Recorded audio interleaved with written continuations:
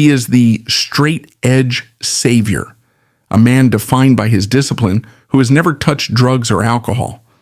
Yet, he is addicted to the one thing that has destroyed his career twice: conflict. He was fired from WWE. He was fired from AEW. He sued his best friend. He failed catastrophically in the UFC. And still, CM Punk is the reigning world heavyweight champion. This is the story of the best in the world. How does a man who is a master of self-control also remain a master of self-destruction? Philip Jack Brooks was born in Chicago, Illinois on October 26, 1978. He was one of 5 children raised in a turbulent working-class household. His early life was defined by instability. His father, an electrician, struggled with severe alcoholism, while his mother contended with bipolar disorder. This chaotic environment instilled in Brooks a deep-seated distrust of authority and a need for personal control. Witnessing the destructive impact of addiction firsthand, Brooks made a life-altering decision as a teenager. He adopted the straight-edge philosophy, a counterculture movement rooted in punk rock that promoted abstinence from alcohol, tobacco, and recreational drugs. This was not a temporary phase, but a core identity.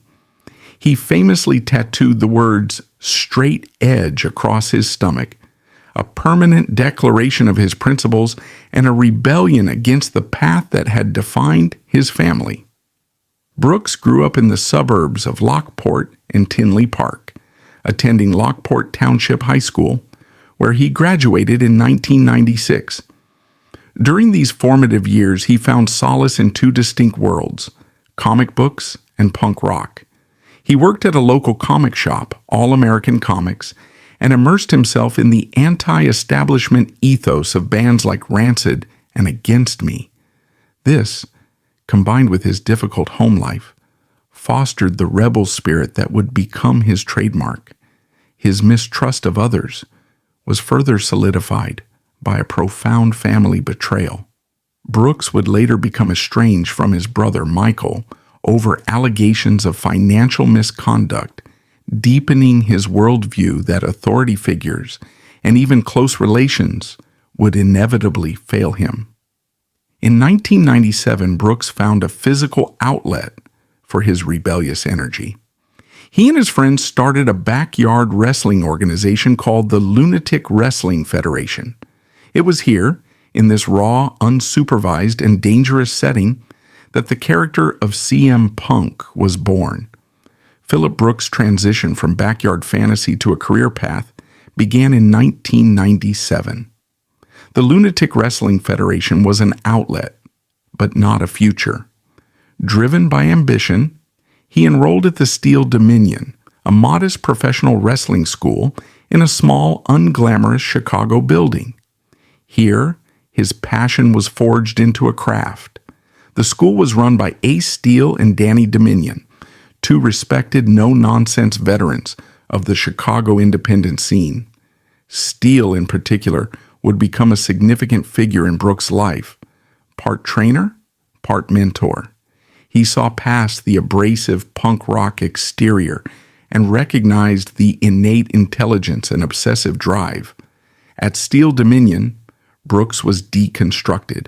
He learned that wrestling wasn't just absorbing pain, it was the psychology of storytelling, the precision of a headlock, the art of bumping safely, and the crucial unspoken language of the ring. This was also where he was formally introduced to Scott Colton, who wrestled as Colt Cabana.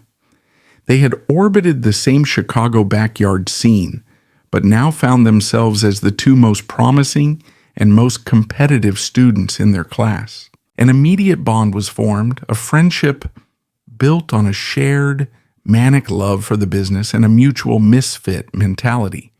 They were 2 punk rock kids in a world still dominated by muscle-bound behemoths. They would become each other's greatest rivals and, for a time, closest friends. It was here that the CM Punk moniker, born in the LWF, was solidified. The origin of the name is a subject of Punk's own myth-making. He often claimed it stood for chick magnet, from a joke tag team he formed with a friend, CM Venom. The name was objectively ridiculous, a relic of a backyard joke, but Brooks, in an early display of stubborn contrarianism, refused to change it. He would force the world to take CM Punk seriously, simply because he willed it so. After honing his fundamentals, Punk began taking bookings on the grueling independent circuit of the late 1990s. This was a world of long drives for little to no pay, sleeping in cars, changing in gas station bathrooms, and wrestling in front of sparse crowds in high school gyms. In this unglamorous crucible, his straight-edge identity, his personal shield, evolved into his professional gimmick. In an industry notorious for its culture of excess, alcohol, drugs, and painkillers, CM Punk was a true anomaly. He didn't just abstain, he weaponized his abstinence. He was the anti-wrestler. He didn't just say no to the lifestyle, he judged everyone who said yes. This made him an instant natural heel. He didn't need a cartoonish backstory, he just had to be himself. Amplified. His friendship with Colt Cabana also blossomed professionally. They, along with Ace Steel, Dave Prazak, and Adam Pearce, formed a traveling clique known as the Gold Bond Mafia, named for their shared use of the medicated powder to combat the realities of life on the road. They were a tight-knit group, a surrogate family navigating the pitfalls of the indie scene. Punk's first significant professional foothold came in 2000 with IWA Mid-South, a promotion based in Indiana and run by the notoriously volatile Ian Rotten.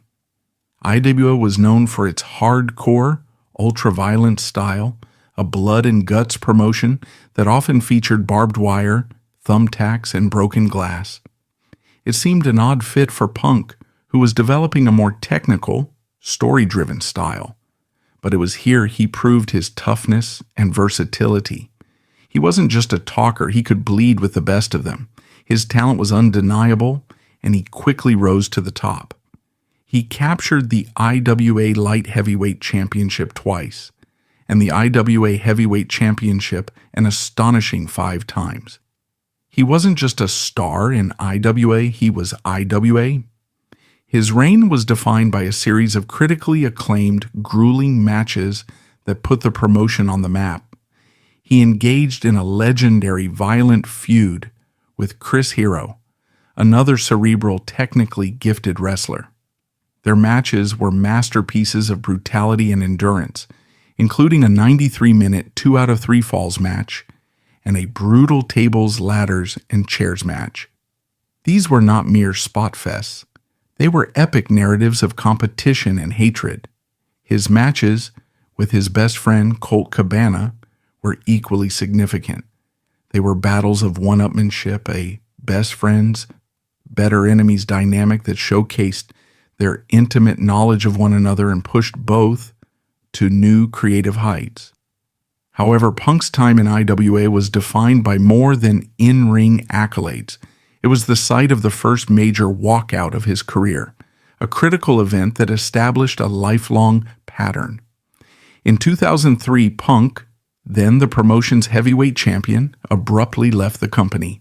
He was reportedly disgusted with promoter Ian Rotten's mistreatment of other talent, specifically Chris Hero, over financial disputes. This was the first test of his anti-authority principles. He was not just playing a rebel, he was one. As the top star, he sacrificed his championship and his position over this moral objection. He would not be part of a system he deemed unjust or exploitative. This shocking move, a direct precursor to his future WWE and AEW walkouts, sent a clear message. His principles were not for sale. While building his name in IWA, Punk also made his first foray into national television. In 2002, he began appearing for NWA TNA, a new promotion based in Nashville. Debuting on September 18, 2002, he was initially presented as a standard X Division high flyer, but he quickly found his footing in a role that seemed tailor-made for his persona. He was placed in a stable led by Raven, a grunge-era icon and one of the darkest, most compelling characters of the 1990s. The stable, known as The Gathering, also included Julio De Niro. Raven's character was built on a foundation of addiction, depression, and nihilism. Everything Punk's straight-edge philosophy stood against. It was the perfect pairing of foils. Punk played the role of the eager disciple to Raven's dark prophet, but beneath the surface, the story was clear. Punk was the self-righteous zealot, seeing his own father's struggles in Raven, his admiration laced with a palpable condescension and judgment. This storyline, pitting the addict against the abstainer, would become a central theme of his career. Despite the creative success of The Gathering, Punk's relationship with TNA management, specifically Jeff Jarrett, was strained. Tensions rose as TNA began demanding exclusivity from its talent, barring them from appearing for other promotions, most notably Ring of Honor, where Punk was also becoming a foundational star. In March 2004, this tension reached a breaking point, resulting in another principled walkout. The catalyst was twofold. First was the TNA ban on ROH appearances, which Punk viewed as a loyalty conflict. He felt a deeper connection to ROH and refused to abandon it. The second and more significant catalyst was the Rob Feinstein scandal. Feinstein, co-founder of RF Video, was caught in an online sting operation soliciting a minor. The scandal rocked the independent scene. When TNA management allegedly tried to leverage a separate minor incident involving Punk to control him, he quit. He has always maintained he left TNA over their handling of the Feinstein scandal and their new restrictions on ROH. This was the second time in less than a year that CM Punk had walked away from a major, paying job over principle. He had left IWA Mid-South as its champion, and now had left his first national television contract. He had chosen moral disgust and loyalty to his friends at ROH over the TNA paycheck. This act further cemented his reputation as a man who lived his gimmick, uncompromising, difficult, and utterly authentic. This decision, however, proved to be the most important of his career, as it allowed him to dedicate himself fully to the promotion that would make him an icon, Ring of Honor. Ring of Honor, which began in 2002, was not the blood and guts of IWA or the sports entertainment TNA was trying to be. ROH was built on a simple code of honor, presenting professional wrestling as a legitimate sport. It was the promotion for the smart fan, prioritizing in-ring action, long-term storytelling, and athletic credibility. It was the perfect canvas for a performer of Punk's intelligence and skill. He debuted for the company at All-Star Extravaganza on November 9, 2002, but his breakout moment came in 2003 with a storyline that would define his career, a deeply personal, psychologically brutal feud with his TNA stablemate Raven. This was not a simple good versus evil story. It was a complex narrative that weaponized real-life trauma. Punk, as the self-righteous, preachy, straight-edge zealot, targeted Raven, a man whose character and real-life reputation were defined by addiction and emotional pain. Punk's promos during this feud blurred the line between character and reality. He wasn't just mocking Raven, he was dissecting him. He brought up his own alcoholic father, projecting his childhood trauma onto his opponent and portraying Raven as a pathetic, weak-willed failure. He called himself the savior who would cure Raven of his addictions. The feud escalated over months, growing increasingly violent and personal.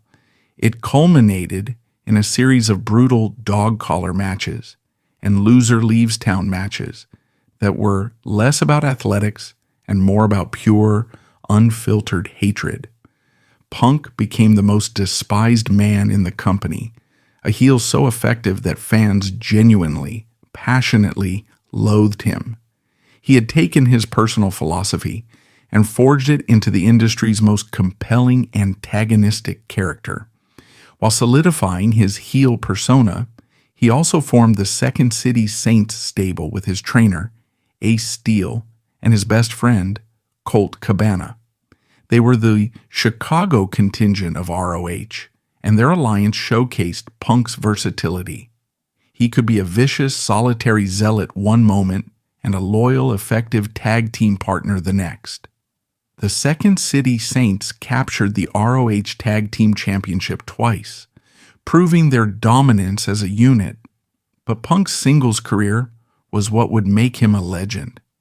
In 2004, following the Raven feud, he needed to prove he was more than just a character.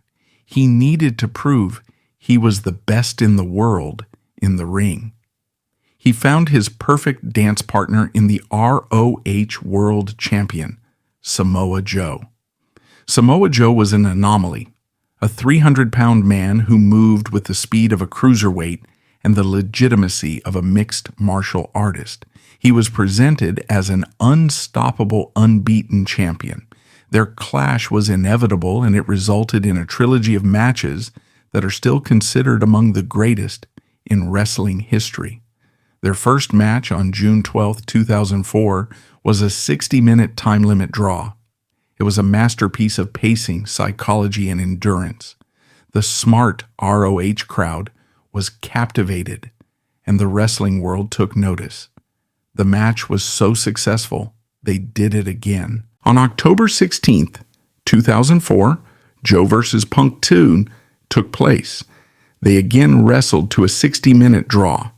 This match was even more spectacular, a near-perfect display of storytelling that earned a rare 5-star rating from wrestling journalist Dave Meltzer, the first North American match to receive such an honor in 7 years. This 5-star rating was monumental. It announced to the world, and specifically to WWE, that CM Punk was not just a good indie wrestler, he was a main event, world-class performer. The trilogy concluded in December 2004, with Joe finally defeating Punk in a match with no time limit. But by then, it didn't matter. The trilogy had elevated both men and the promotion itself.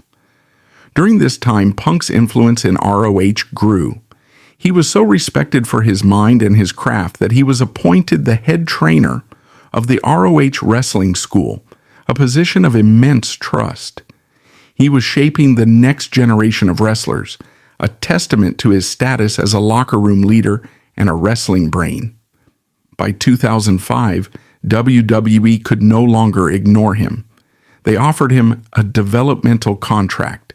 It was the call every wrestler dreamed of, but CM Punk was not every wrestler. He wouldn't just quietly leave the independent scene. He would burn it to the ground on his way out. On June 18, 2005, Punk defeated Austin Aries to win the ROH World Championship at Death Before Dishonor 3. The crowd erupted, celebrating their homegrown hero finally reaching the pinnacle. Then, Punk grabbed the microphone. What followed became known as the Summer of Punk, the direct inspiration for his 2011 WWE promo. With his newly signed WWE contract in his pocket, Punk turned on the ROH audience. He called the fans gullible and stupid.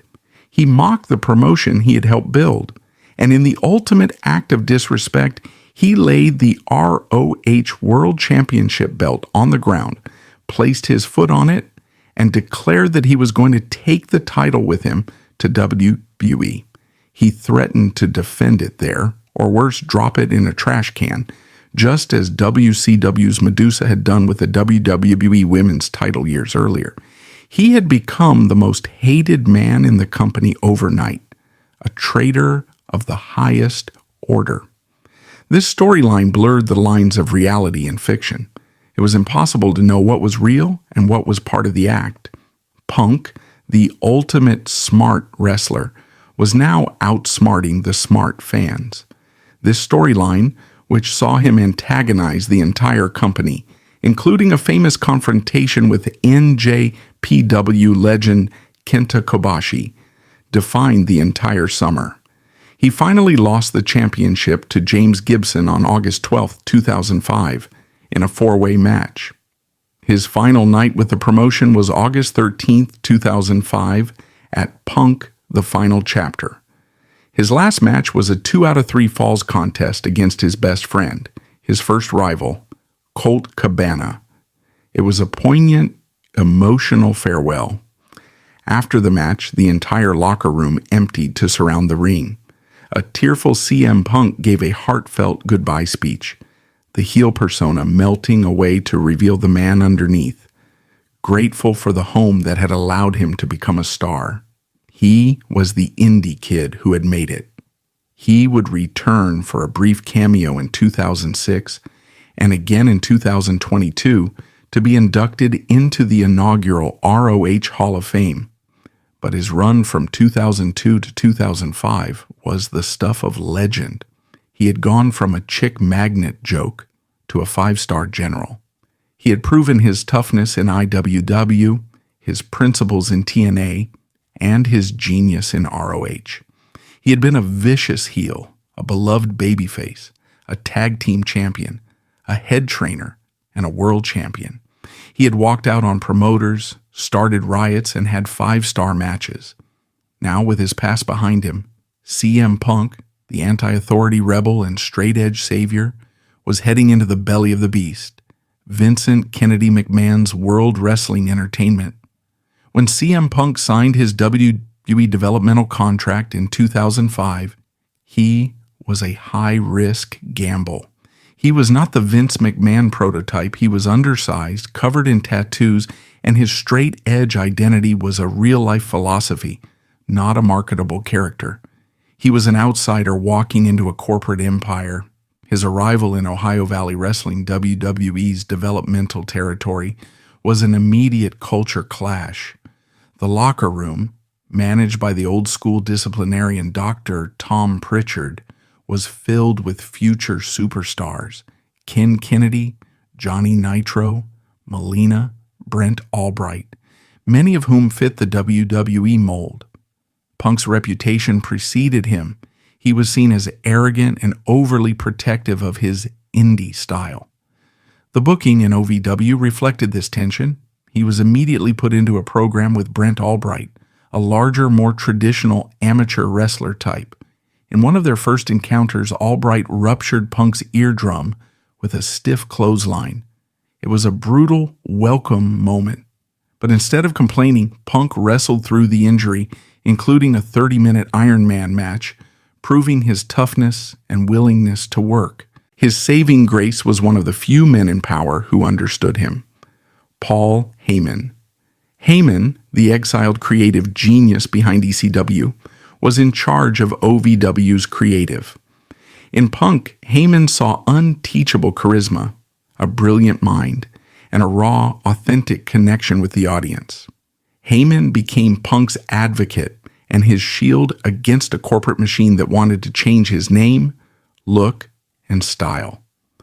Under Heyman's guidance, Punk thrived. He won the OVW television, heavyweight, and tag team championships. He was proving his style could work on a bigger stage. But the tension remained. Punk's stubbornness and unwillingness to play the game rubbed many the wrong way, including Pritchard and WWE's head of talent relations, John Laurinaitis. He was a Heyman guy, a dangerous label in WWE's political landscape. In 2006, Punk's call-up came not to Raw or SmackDown, but to WWE's newly resurrected ECW brand. On paper, it was a perfect fit. Paul Heyman was in charge, and the brand was meant to be the punk rock alternative. Punk was positioned as the new face of ECW, the embodiment of its counterculture spirit. His televised debut on July 4th, 2006, was a masterclass in character introduction. He sat in the ring and delivered a promo that was 100% Phil Brooks, explaining straight edge as a disciplined code of conduct. He was the clean-living warrior in a world of self-destruction. He was an immediate fan favorite, seen as the one authentic piece of the new brand. However, behind the scenes, the ECW relaunch was a disaster. Vince McMahon, unable to let Heyman run the brand, constantly interfered. He overruled Heyman's gritty vision in favor of comedic non-ECW characters like the Zombie. The brand became a sanitized version of the original, and Punk was trapped in the middle. A critical moment in shaping Punk's cynicism was the December to Dismember pay-per-view in December 2006. The main event was an Extreme Elimination Chamber match for the ECW Championship. Paul Heyman, in a desperate bid to create a new star, had fought relentlessly for Punk to win. The plan was for Punk to enter first, survive, and emerge as the new champion. Vince McMahon hated the idea. He saw no value in Punk and wanted a name to hold the title. He overruled Heyman and replaced Punk in the star spot with Bobby Lashley, a muscle-bound athlete who was the antithesis of ECW. Lashley won. Heyman had a screaming argument with McMahon and was, for all intents and purposes, fired. This was a devastating psychological blow for CM Punk, his one protector, his mentor. The only man in power who got him was gone, fired for believing in him. Punk was now alone, stranded on a sinking ship, surrounded by a creative team that didn't understand him, and a boss who actively disliked him.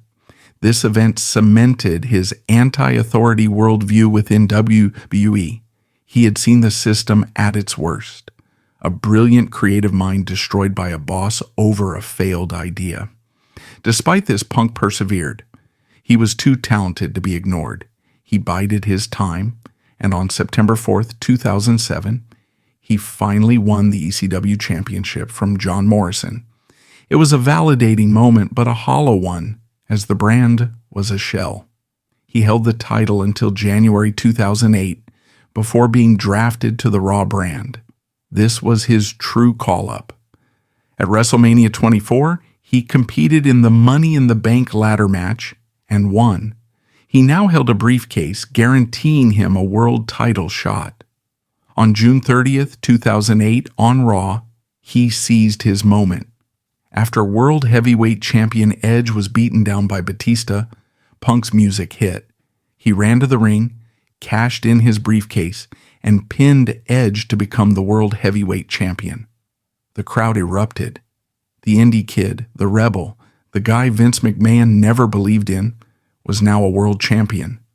But the reign that followed was an exercise in frustration. It was clear that while he held the main title, he was not the main guy. He was booked as a weak, fortunate champion, often positioned in the mid-card while non-title feuds main evented. He was a placeholder, a B-plus player. His reign ended with a whimper. At the Unforgiven pay-per-view in September 2008, Punk was scheduled to defend his title. Before the match, he was attacked backstage by The Legacy. He was deemed unable to compete and was stripped of the championship without ever losing it. In his mind, this was the ultimate sign of disrespect. The company didn't even have enough faith in him to let him lose the title. They just took it away in an angle. This event sent him spiraling back down the card. He captured the Intercontinental and World Tag Team Championships, becoming a Triple Crown winner, but he was firmly out of the main event, a workhorse who was never threatening the glass ceiling.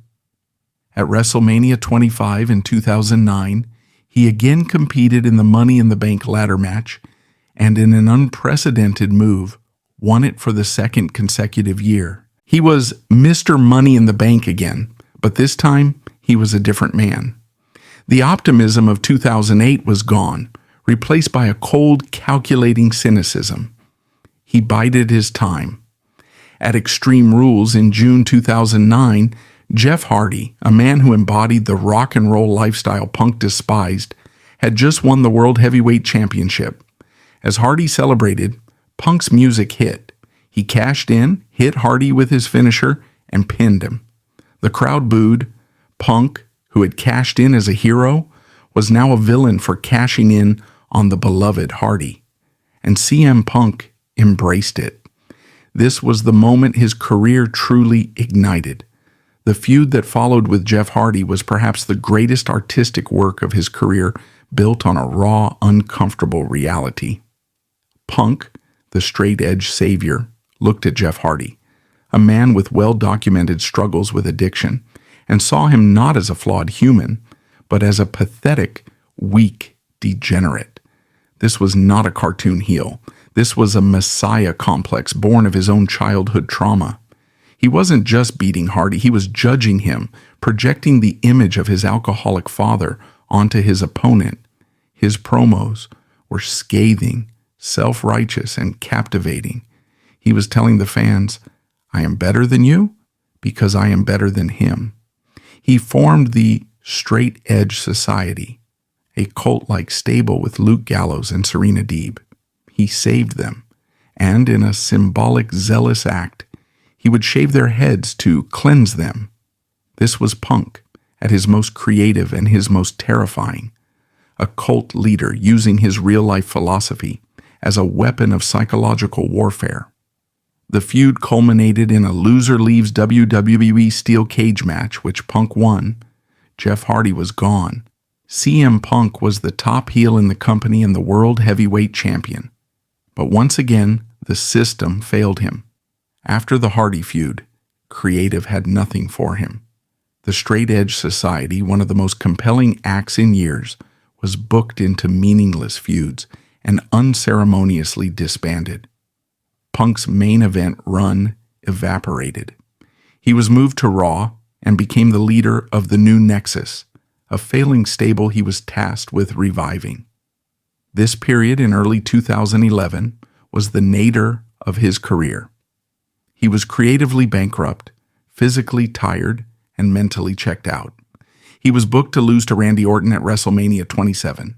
He was a main event talent being treated as an afterthought.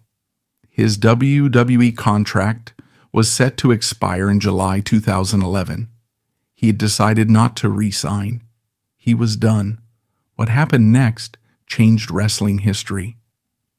On June 27, 2011 on Raw, John Cena had just finished a match.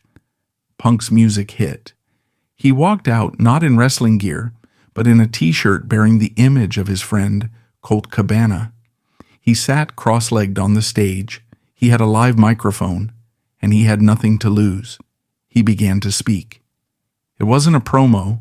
It was a confession, a manifesto, an eruption of 6 years of bitterness, frustration, and disrespect. He deconstructed the entire WWE empire. He called John Cena a dynasty, but one who was the best at kissing Vince McMahon's ass. He said he was the best in the world, a moniker he had started using, and that the only thing Cena was better at was palling around with The Rock. He then turned his fire on the man in charge. He called Vince McMahon a millionaire who should be a billionaire, accusing him of surrounding himself with glad-handing, nonsensical douchebag yes men like John Laurinaitis. He then broke the fourth wall completely. He name-dropped Colt Cabana, Ring of Honor, and New Japan Pro Wrestling, and then he aimed for the jugular. "I'd like to think that maybe this company will be better after Vince McMahon is dead," he said, the venom palpable. "But the fact is, it's going to be taken over by his idiot daughter and his doofus son-in-law and the rest of his stupid family." In the production truck, Vince McMahon was screaming to cut his mic. Finally, just as Punk began to tell a personal story about Vince's anti-bullying campaign, his microphone went dead. The show abruptly cut to black. It was the single most electrifying, reality-bending moment in modern wrestling. It became known as the Pipe Bomb. The Pipe Bomb made CM Punk the single hottest entity in entertainment. He was a trending topic worldwide. WWE acknowledging reality, suspended him, but then reinstated him. The storyline became Punk's contract really expires at midnight on July 17th, 2011, the night of the Money in the Bank PPV in his hometown of Chicago. He was vowing to win the WWE Championship and leave the company with it. The atmosphere in the Allstate Arena that night was religious. It was 15,000 CM Punk disciples ready to watch their Messiah. The match against John Cena that followed is considered one of the greatest in WWE history. It was a 5-star classic, a masterpiece of storytelling where the crowd itself was a third character. In the climax, Vince McMahon and John Laurinaitis ran to the ring attempting to screw Punk, just as the system had always done. But Punk fought them off, hit Cena with his finisher, and pinned him. 1, 2, 3. CM Punk was the new WWE champion. The building exploded. He grabbed the belt, blew a sarcastic kiss to a devastated Vince McMahon at ringside, and, in an image for the ages, escaped through the crowd, disappearing into the arms of his people. It was the perfect ending. But in wrestling, the story never ends. Punk did, in fact, re-sign. The Summer of Punk, which should have been revolutionary, was quickly botched by a convoluted plot involving Kevin Nash and Triple H. But Punk's popularity was undeniable. He was the voice of the voiceless, and the fans would not let him be denied. On November 20th, 2011, at Survivor Series, he defeated Alberto Del Rio to win the WWE Championship for a second time. This time, the reign would be historic. This reign would last 434 days, the longest WWE Championship reign of the modern era. For 434 days, CM Punk was the WWE Champion, the undisputed focal point of the company, but even as the champion, he felt the familiar sting of disrespect. He entered WrestleMania 28 in 2012 as the WWE Champion, set to defend his title against Chris Jericho, but he was not the main event. The main event, the match that would close the show, was John Cena versus The Rock. To Punk, this was the ultimate insult. He was the champion, the man who worked 365 days a year, the best in the world, and he was playing second fiddle to a part-time movie star. This grievance became the new center of his character. He was no longer the voice of the voiceless. He was the disrespected champion. He turned heel, attacking The Rock, and in a move that brought his career full circle, he aligned himself with the one man who had always believed in him, Paul Heyman. With Heyman as his advocate, Punk's character evolved. He was an arrogant, paranoid, and brilliant champion who would do anything to keep his title. He survived feuds with Daniel Bryan, Kane, Ryback, and John Cena. He held the title for all of 2012. But he knew the end was coming. The Rock had returned, booked to face Punk for the championship at the 2013 Royal Rumble. Punk lost. His historic 434-day reign was over. The reason, in his mind, was the most bitter pill to swallow. He had lost the title to a part-timer, The Rock, so that Rock could face John Cena in the main event of WrestleMania 29. The very thing he had railed against in his pipe bomb promo had come true. He, the workhorse, was just a transitional champion for the real stars. This broke him. Creatively and physically, he was running on fumes. The injuries were piling up. His knee was shot. He had multiple concussions. He was mentally exhausted. He went to WrestleMania 29 not to challenge for the title he had held for 434 days, but to face The Undertaker. Their match was a brilliant, emotionally charged classic, the undisputed match of the night. Punk, once again, proved he was the best in the world, and he lost. He took a brief hiatus, but when he returned in the summer of 2013, he was a broken-down man. He was put into a brilliant feud against Paul Heyman, culminating in a brutal, no disqualification match against Heyman's other client, Brock Lesnar, at SummerSlam. Again, match of the night. Again, Punk lost. He was now feuding with the Authority, the very doofus son-in-law and idiot daughter he had insulted in 2011. It was his personal hell. He was being booked to feud with his real-life bosses, whom he despised, and he was losing. He was tired. He was in constant pain. He claims he was working with an undiagnosed staph infection. He was miserable. The love was gone. The final straw came at the 2014 Royal Rumble. He was booked as the #1 entrant. He lasted 49 minutes only to be eliminated by Kane, an Authority stooge. During the match, he sustained a severe concussion. He knew the planned main event for WrestleMania 30. It was not for him to regain the championship. The plan was for him to have a match against Triple H. To Punk, this was the final unforgivable insult. After all his work, all the 5-star matches, the 434-day reign, the pipe bombs, his reward was to lose to the boss at the biggest show of the year. January 27, 2014. CM Punk walked out of the Quicken Loans Arena in Cleveland, Ohio, and into a self-imposed exile. This was not a storyline departure. This was a 35-year-old man at the absolute zenith of his career, detonating his professional life. He was at that moment arguably the most popular merchandise-moving full-time performer in WWE. He was the man who had redefined the modern era with a 434-day WWE Championship reign. And in one brief, tense conversation with Vince McMahon and Triple H, he was gone. The silence that followed was deafening.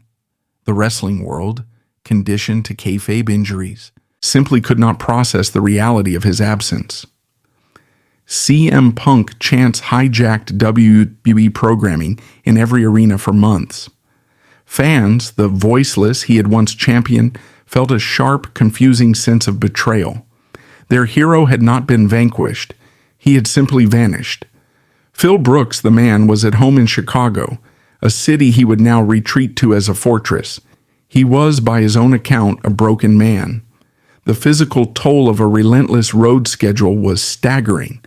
A severely damaged knee, an accumulation of untreated concussions, and a body that was simply failing. But the physical pain was secondary to the psychological. He was a man consumed by a profound sense of institutional betrayal. In his mind, the company he had given his body to, the company he had elevated with the 2011 pipe bomb, had repaid him with systemic disrespect. His ultimate grievance was the creative plan for WrestleMania 30. After carrying the title for 434 days and still missing the main event to a part-timer, his reward for a year of workhorse performances was to be slotted in a match against Triple H. To Punk, this was not a high-profile match, it was a humiliation. It was the doofus son-in-law he had publicly mocked, insisting on getting his win back. It was the ultimate systemic failure, and he would not legitimize it. WWE, for its part, was bewildered. Vince McMahon, a man who had seen giants like Hogan and Austin come and go, couldn't understand why his top star would walk away from a multi-million-dollar contract over a booking dispute. The company froze his contract, his royalties, and his merchandise payments, effectively daring him to sue. They moved on, shrewdly pushing Daniel Bryan, another indie darling but one far more palatable to management, into the rebel spot Punk had vacated, a spot that, ironically, Punk's departure had helped create. The dispute remained a Cold War for months. Then came the day that turned professional dispute into a personal war. On June 13, 2014, Phillip Brooks married his fiancée, fellow WWE wrestler AJ Lee. It should have been the happiest day of his life. Instead, as he would later recount with visceral bitterness, he received a package via FedEx. Inside were his termination papers from WWE. He was officially, unceremoniously fired. The reason listed? Breach of contract for walking out months prior. The timing on his wedding day was, in Punk's eyes, a declaration of total war. It was the ultimate petty, vindictive act from a company he now viewed as a malignant entity. Any faint hope of a reconciliation was incinerated. This was the moment the rebel spirit metastasized into pure, focused rage. For nearly a year, Punk remained silent. He healed his body, severed his ties, and disappeared. The wrestling world buzzed with rumors, but the man himself said nothing. That silence was shattered on November 26, 2014. Punk, his legal ties to WWE finally severed, appeared on the Art of Wrestling podcast. This was not a mainstream interview. It was a 2-hour unedited conversation with his oldest and closest friend, Scott Colton, Colt Cabana, recorded in his Chicago apartment. What followed was not an interview, it was an exorcism. For 2 hours, an audibly emotional and raw CM Punk unloaded nearly a decade of suppressed rage, frustration, and heartbreak. He told the entire story. He confirmed the walkout, the frustrations with Triple H, The Rock, and the part-timer culture. He confirmed being fired on his wedding day. But then he went deeper. He leveled allegations that were not just professionally damaging, but legally catastrophic. He detailed his final months of physical misery. He spoke of wrestling through concussions, of being pressured to return to the ring too soon, of a system that prioritized the show over the health of its performers. And then he dropped the bombshell, the staph infection.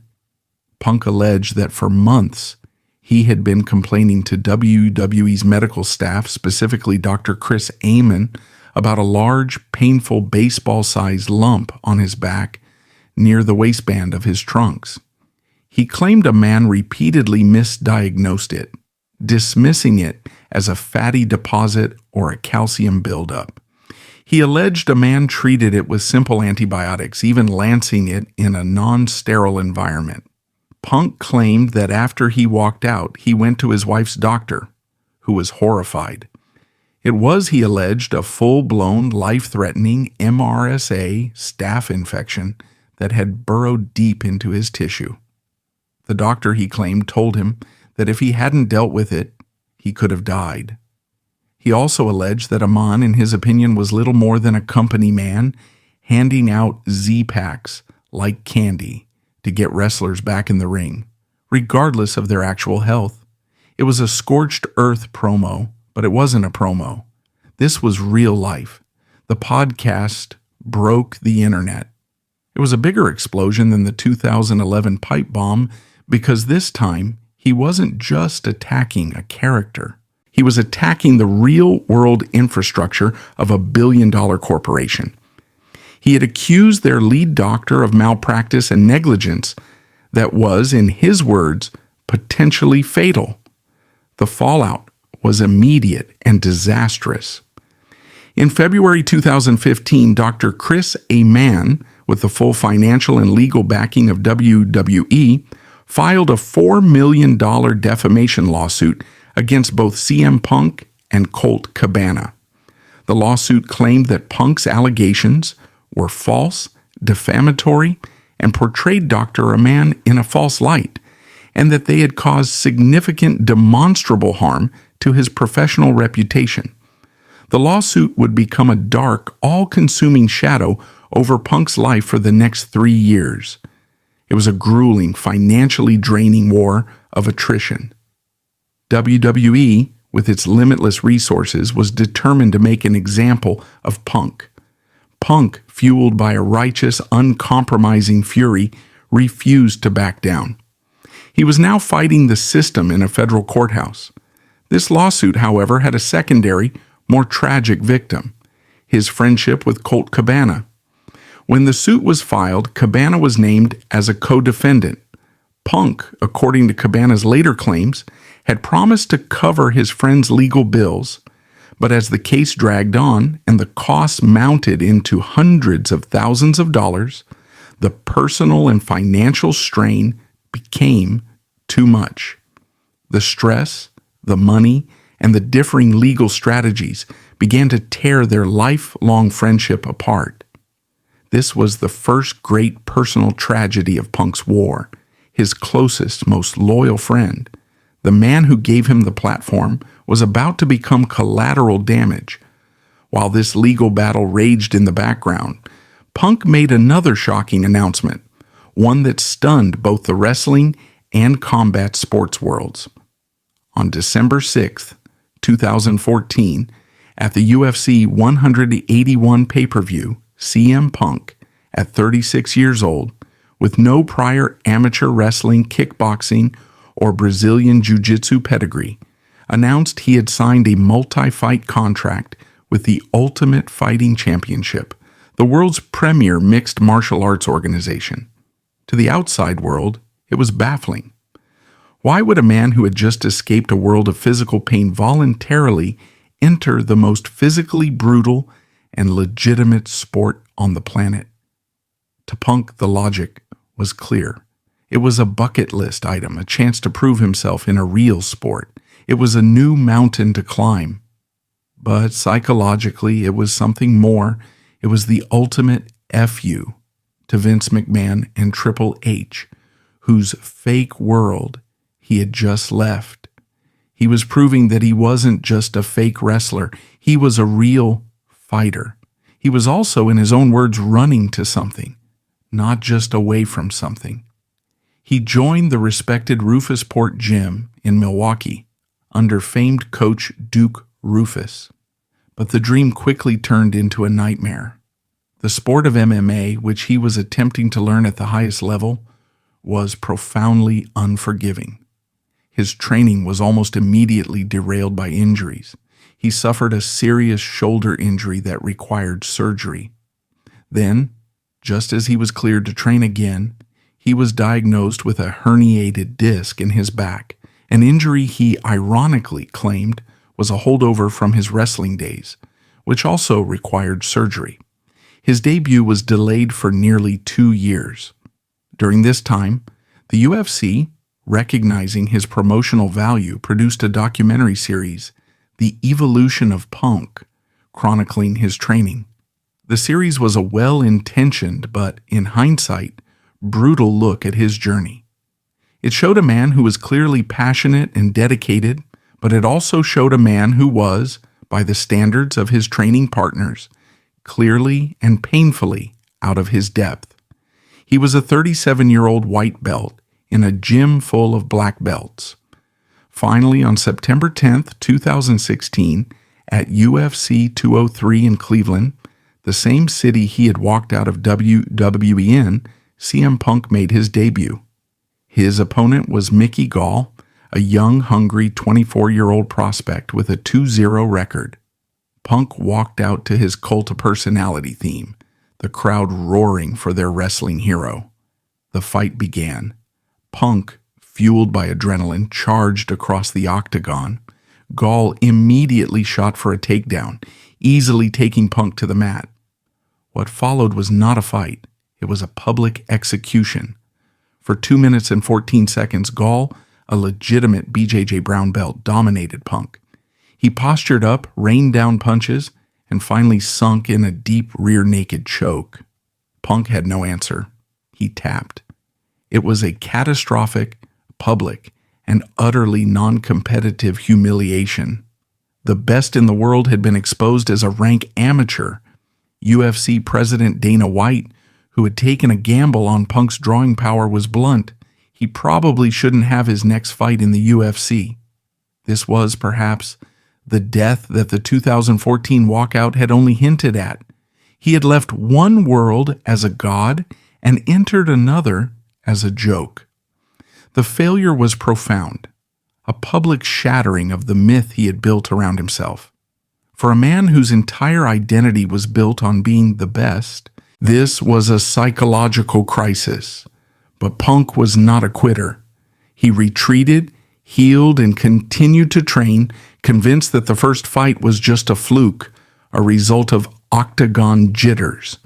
He was determined to have a second fight to prove he belonged. During this time, his other war, the legal one, finally reached its climax. In June 2018, the defamation trial of a man versus Punk and Cabana began in Cook County, Illinois. It was a grueling 6-day spectacle. Dr. Amon's lawyers presented evidence from dermatologists arguing that Punk's lump was a simple lipoma, not a staph infection, and that his allegations had destroyed Amon's reputation.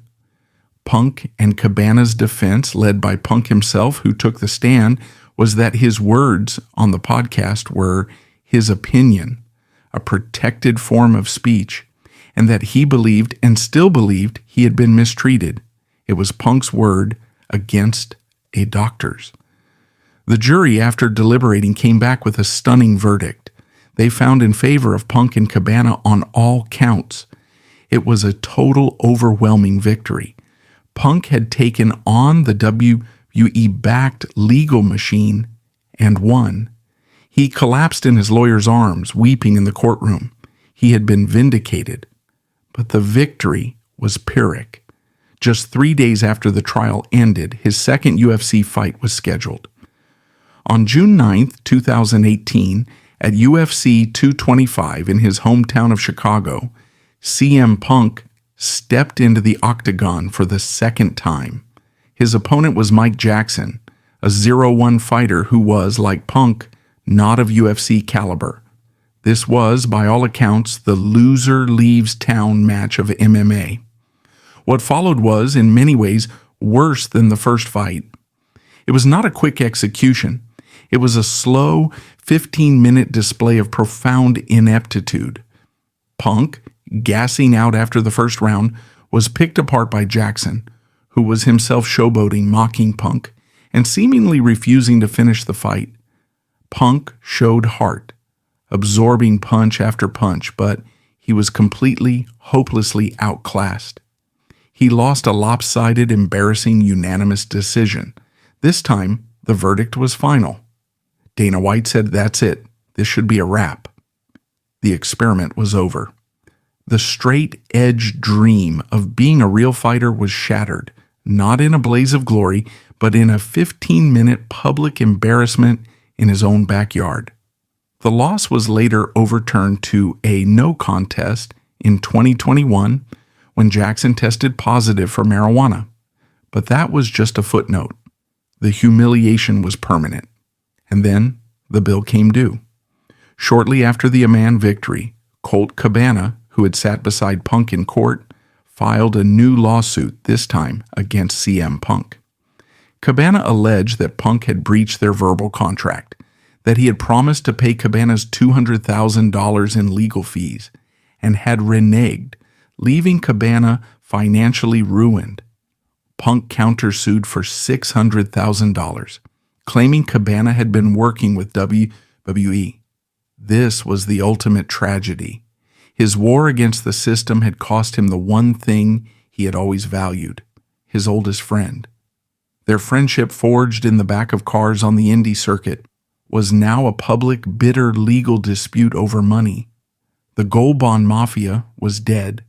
The lawsuit was eventually settled in 2019, with both parties agreeing to drop their claims and pay their own fees.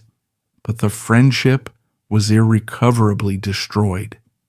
By the end of 2019, CM Punk was a man on an island.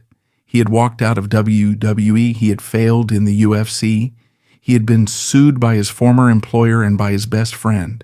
He was, by all definitions, a pariah, a forgotten rebel. He was financially strained, emotionally isolated, and professionally toxic. The spirit that had defined him, the rebellious fire, seemed to have been extinguished, crushed under the weight of his own principles and the devastating consequences of his actions. He found some work. He did commentary for a small MMA promotion. He took a co-hosting job on WWE Backstage, a talk show on Fox, a move that stunned fans, but was, crucially, a contract with Fox, not WWE. He was dipping his toe back in. He also found success in acting, with roles in horror films like Girl on the Third Floor and Jacob's Wife, and later a main role in the Starz series Heels. He was building a new life, but the siren song of wrestling, the one thing he was truly best in the world at, never fully faded. On August 20th, 2021, after 7 years away, the impossible happened again. In his hometown of Chicago, at the brand new rival promotion, All Elite Wrestling, Cult of Personality hit. The reaction was not a pop. It was a primal, cathartic scream from 15,000 people. CM Punk, the man who said he would never wrestle again, walked out onto the ramp and, consumed by the moment, burst into tears. It was the second coming, a redemption story for the ages. His initial run in AEW was a fairy tale. He was the happy CM Punk. He was wrestling dream matches against a new generation of stars he had inspired, like Darby Allin and Eddie Kingston. He was having fun. The love was back. He quickly ascended to the top, winning the AEW World Championship. But the fairy tale would not last. The Rebel was still there, and the system, even a new one, was still the system. Punk, now the veteran, the old guard, began to clash with the younger foundational stars of AEW, particularly the Elite and Hangman Adam Page. There were creative differences, promo lines that blurred the lines, and a growing sense of two warring locker rooms, Punk's locker room and the Elite's locker room. It all exploded on September 4th, 2022, at the All Out pay-per-view. After winning back the AEW World title, Punk attended the post-show media scrum. He was injured, he was in pain, and he was angry. A reporter asked him a question about his real-life heat with Colt Cabana. What followed was a 20-minute verbal pipe bomb of pure, unfiltered venom. He eviscerated Cabana, calling him a money-grubbing liar. He attacked Hangman Page, calling him an empty-headed dumb fuck.